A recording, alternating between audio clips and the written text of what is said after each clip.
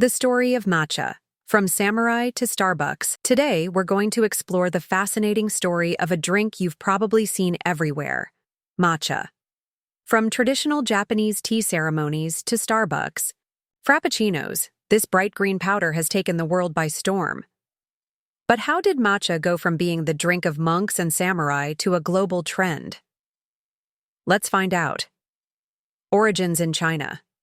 The story of matcha begins not in Japan, but in China. During the Tang Dynasty, around the 7th to 10th centuries, tea leaves were steamed, pressed into bricks, and ground into powder. People would whip this powder into hot water with a whisk, very similar to how we prepare matcha today. By the Song. Dynasty powdered tea became extremely popular among scholars and monks, who valued it for both its taste and its calming yet energizing effects.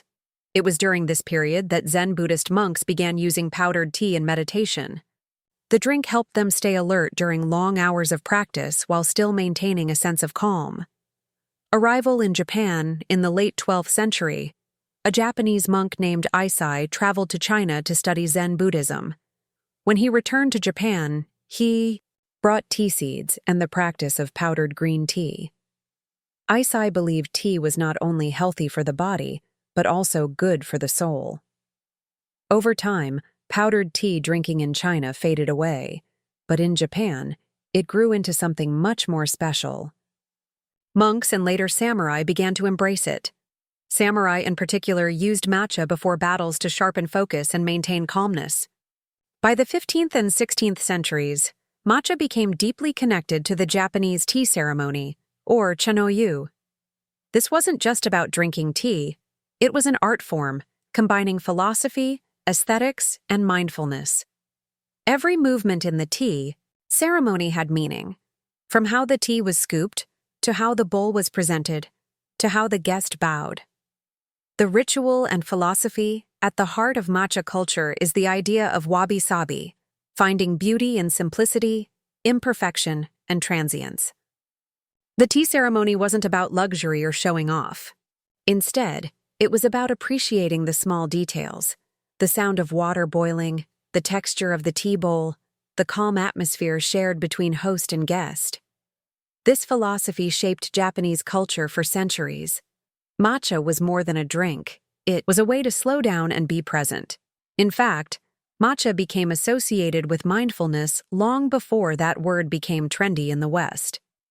Matcha's modern science. Let's fast forward to today. Why do people love matcha so much? Part of it comes from science. Matcha is made from shade-grown tea leaves. These leaves are packed with chlorophyll, amino acids, and antioxidants, especially one called EGCG, which is linked to health benefits like boosting metabolism and reducing stress.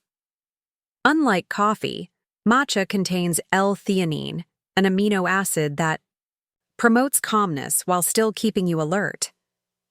That's why monks used it for meditation, and why today many people prefer it to coffee. It gives steady energy without the crash.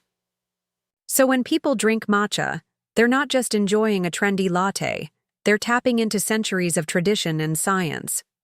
From Japan to the West for centuries, matcha stayed mainly in Japan. But in the late 20th and early 21st centuries, it began spreading internationally. At first, it was niche: health food stores, Japanese specialty shops, or small tea houses. But as people became more interested in wellness and mindfulness, matcha gained new popularity. Social media accelerated this trend. Bright green matcha lattes and desserts looked amazing on Instagram. Cafes around the world started offering matcha cheesecakes, ice creams, and even cocktails. Then came Starbucks. When the global coffee giant added matcha lattes and frappuccinos to its menu, matcha officially went mainstream. Suddenly, you didn't need to know about tea ceremonies or Zen monks. You could order matcha at your local cafe. Matcha as a lifestyle. Today, matcha is more than just a drink, it's a lifestyle. For some, it's about health, antioxidants, energy, and balance. For others, it's about aesthetics: the green color, the beautiful latte art, the calm but focused vibe. On TikTok and YouTube, influencers share matcha recipes and morning routines. Making my daily iced matcha latte has practically become a genre of its own. For brands, matcha has become a powerful symbol, natural, elegant, trendy, and premium. But here's the funny part. While matcha has become a symbol of modern wellness and Instagram culture, at its core it's still the same drink monks used for meditation and samurai used for focus hundreds of years ago. So how did matcha go from samurai to Starbucks? It began as a Zen ritual in China, became a spiritual art in Japan, and then transformed into a global trend thanks to health science, social media, and modern branding. Matcha is proof that tradition and trend can meet. It's ancient, but also modern. It's simple, but also luxurious. And whether you drink it in a traditional tea ceremony or from a plastic cup with a green straw, you're still part of its incredible story. Thanks for watching. Don't forget to like, comment, and subscribe for more deep dives into the history of everyday icons.